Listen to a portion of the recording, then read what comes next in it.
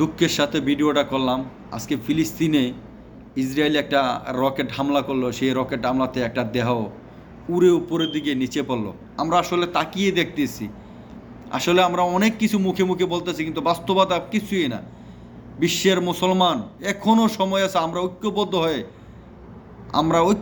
হয়ে আমরা ফিলিস্তিনের পাশে দাঁড়িয়ে, আমরা যেহেতু আমরা যুদ্ধ করতে পারবো না, আমরা দু হাত তুলে, আমরা নামাজ পড়ে দু হাত তুলে আল্লাহর কাছে দোয়া করি, আল্লাহ তুমি এই ফিলিস্তিনি মা বোন ও ভাই বোনদেরকে পাশে তোমার ফেরেস্তা দাঁড় করে দিয়ে আল্লাহ ইসরায়েলকে উচিত শিক্ষা দেওয়ার রাস্তা করে দাও। আল্লাহ আজকে আমাদের মুসলমানটাকে এইভাবে অত্যাচার করে মারতেছে, আল্লাহ তোমার কাছে আমি ভিক্ষা চাই, আল্লাহ আমাদের এই মা বোনদেরকে তুমি রক্ষা করো, আল্লাহ এই বিশ্বের মুসলমানটা তুমি রক্ষা করো। বিশ্বের মুসলমান হানাহানিতে লিপ্ত থেকো না, তোমরা মুসলমানরা হানাহানিতে লিপ্ত থাকো।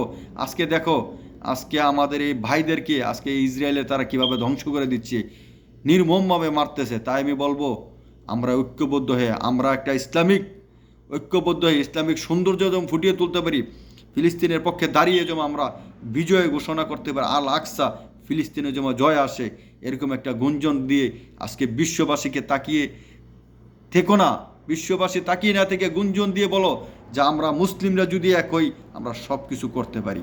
তাই আমরা এক হলে আমরা আল্লাহর কাছে হয়তোবা জবাব দিতে, আল্লাহ হয়তোবা যুদ্ধ করতে পারি না, কিন্তু আমরা ঐক্যবদ্ধ হয়ে বিশ্বকে কাঁপিয়ে দিয়েছি।